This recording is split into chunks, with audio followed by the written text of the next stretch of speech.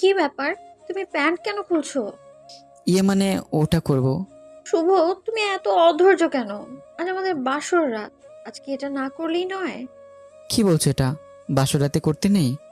করতে নেই তা তো বলিনি, কিন্তু আমি চাই এইসব না করে তুমি আমার সাথে সারা রাত গল্প করো। কিন্তু আমার যে খুব পেয়েছে।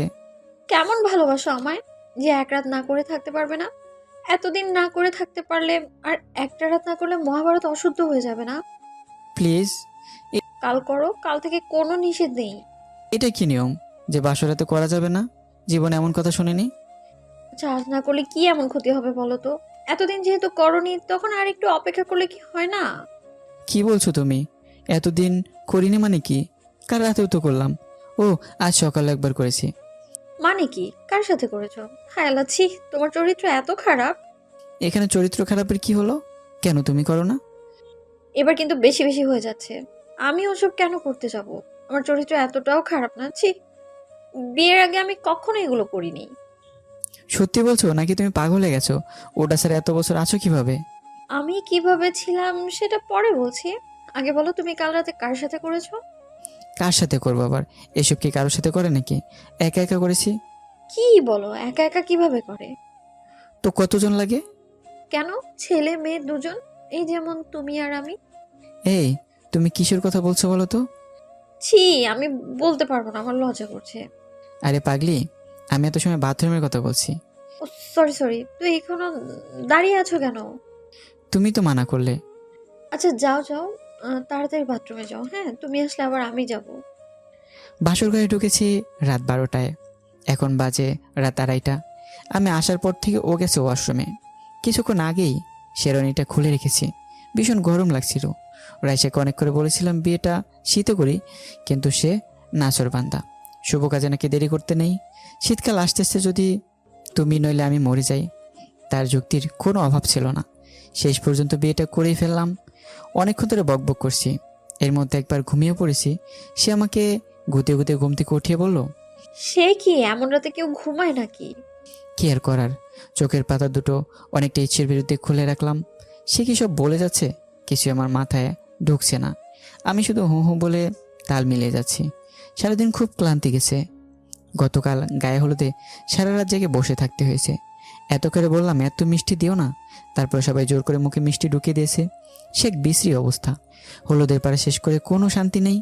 বন্ধুবান্ধবদের সাথে নাচো, এরপর জাতি গোষ্ঠীর সাথে নাচো, এরপর অমুক নাচ, এরপর অমুক নাচবে দেখো।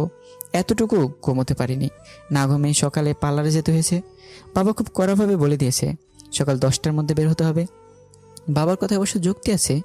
রাশেদের বাড়ি যেতেই ঘন্টা চারেক লেগে যাবে। যত দ্রুত যাওয়া যাবে তত দ্রুতই আসা যাবে। আমি 9:30টার মধ্যে চলে এলেও এখন বের হতে 11টা বেজে গেছে। বাড়ির মেয়েরা প্রথম প্রথম কুটুম বাড়ি যাচ্ছে। আটা ময়দা কম মাখলে চলবে কেন? বিয়েবাড়িতে কতক্ষণ যে ক্যামেরা ফ্ল্যাশের সামনে বসে থাকতে হয়েছে তা ঠিক বলতে পারবো না। এই গরমে হ্যালোজিন বাতির সামনে কতক্ষণ বসে থাকা যায়? তার উপর এই বেটা ক্যামেরাম্যান। একবার বলছে ভাই একটু সোজা হয়ে বসেন, একবার বলছে ভাই একটু ডানে তাকান, হ্যাঁ আর একটু বামে, একটু ভাবির দিকে তাকান। এর মধ্যে বলেছে সে কি ভাইয়া, হাসি নেই কেন? শালারে, আমি পাইলে যে কি করতাম। মাইরি মন চাইছিল ব্যাটাকে বসে ওর পাছা নিচে আগুন জ্বলিয়ে দিয়ে বলি, সে কি ভাই, হাসি নেই কেন? হাসি নেই কেন? এবার হাসি দে শালা। সারা জীবন মানুষকে দেখেছি বিয়ে করতে অনেক ভেবেছে, বিয়ে সেজে কি এক আনন্দের ব্যাপার। এখন নিজের বিয়ে বলে বুঝতে পারছি আসলে ব্যাপারটা কি। এক চিড়িয়াখানা, এখানে নতুন এক প্রাণীকে ধরে আনা হয়েছে, যাকে শিকলে বা খাঁচায় বন্দি করবার কোনো প্রয়োজন হয়নি। এমনিতেও পোষ মেনে গেছে। প্রত্যেকের কথা সে অক্ষরে অক্ষরে পালন করছে। হঠাৎ একমাত্র শালায় সে ধপাস করে কোলে বসে পড়ল। গরম এমনিতে ভিজে গেছিলাম, তার উপরে এই যন্ত্রণা। মায়েরই ইচ্ছে হচ্ছিল শালা বাবুকে হাতে নিয়ে ফুটবলের মতো একটা লং শট দিই, কিন্তু তারও হলো না। কেন হলো না? আপাতত ব্যাটাকে ধরে নিয়ে যায় সামনে বসে আছেন শ্বশুর মশাই। এখনই তিনি তার জামাইবাবুর ভুল ত্রুটি খুঁজছেন। তার ভাবখানে এমন যে এখনও যদি আমার একটা খুঁত পান, সে মেয়েকে আর তুলে দেবেন না। শ্বশুর মশাইয়ের কুমড়োর মতো মুখখানের দিকে তাকিয়ে এই অসহনীয় পরিস্থিতিতে মনে মনে একটা অট্ট হাসি দিলাম। বিয়ে তো হয়ে গেছে, এখন আর ভেবে কি লাভ? বেশ কিছুক্ষণ হয়ে গেল রাইসা ওয়াশরুমে গেছে মেকআপ তুলতে। রাইসাকে ডাক দিব, ঠিক এমন সময় সে নিজেই চিৎকার শুরু করে দিল। আ ব্যাপারটা কি ঘটলো বুঝতে পারছিলাম না। কেউ ওয়াশরুমে হামলা করলো? ভেন্টিলেটর দিয়ে অ্যাসিড ছুঁড়ে মারলো না তো? নিজেকে খুব বোকা মনে হলো। ঘরে ঢুকেই দেখে নেওয়ার প্রয়োজন ছিল ভেন্টিলেটর পাশে কেউ ঘাপটি মেরে বসে আছে কিনা, কিন্তু এসব নিয়ে ভাববার সময় এখন না। দরজা কাছে গিয়ে দরজা ধাক্কাতে লাগলাম। জিজ্ঞেস করলাম কি হয়েছে, কিন্তু তার কোনো কথা নেই। সে শুধু আমতা করে চিৎকার করে যাচ্ছে। ইতিমধ্যে ঘরের দরজার সামনে চাচি এসে বলতে শুরু করেছে, আজকে তিনটা ধৈর্য ধরতে পারলি না?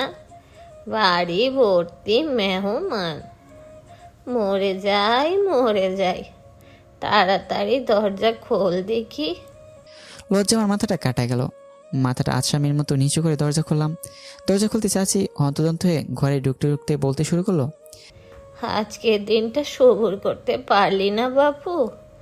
আজকালকার ছেলেপুলেদের কি লাজ লজ্জা কিছু থাকতে নেই কো? মরি মরি, প্রথম রাতেই এসব করতে লজ্জা করেনি? আমি বললাম চাচি শোনো। সে কোনো কথা না শুনে বকেই যাচ্ছে। ঘরে রাইসাকে দেখতে না পেয়ে চাচি জিজ্ঞেস করলো, কিরে ও কই? আমার এমন রাগ হয়েছিল যে চেঁচিয়ে বললাম, সেই কথাই তো বলতেই চাইছি, একবার শুনলে? ও ওয়াশরুমে গিয়ে আর বেরোচ্ছে না, একটু পরপর শুধু চিল্লাচ্ছে। সে কি কথা? তোর কি কোনো বিবেক বুদ্ধি নেই কো? মরি মরি, আজ রাতটা পার হতে দিলি না বাপু? মাইরে রাগে লজ্জায় মাথাটা হেঁট হয়ে যাচ্ছিল, কিন্তু কি করব সেটাই বুঝতে পারছিলাম না। চুপচাপ দর্শকের মতো দাঁড়িয়েছিলাম। চাচি ওয়াশরুমের দরজার পাশে দাঁড়িয়ে ডাকছে, বৌমা, বৌমা কি হয়েছে? দরজা খোলো বৌমা। হঠাৎ রাইসা হুড়মুড় করে বেরিয়ে এসে চাচিকে জড়িয়ে ধরলো। চাচি রাইসাকে জড়িয়ে ধরেই জিজ্ঞাসা করলো, কি হলো বৌমা? তেলাপোকা তেলাপোকা, দরজা অনেকগুলো তেলাপোকা।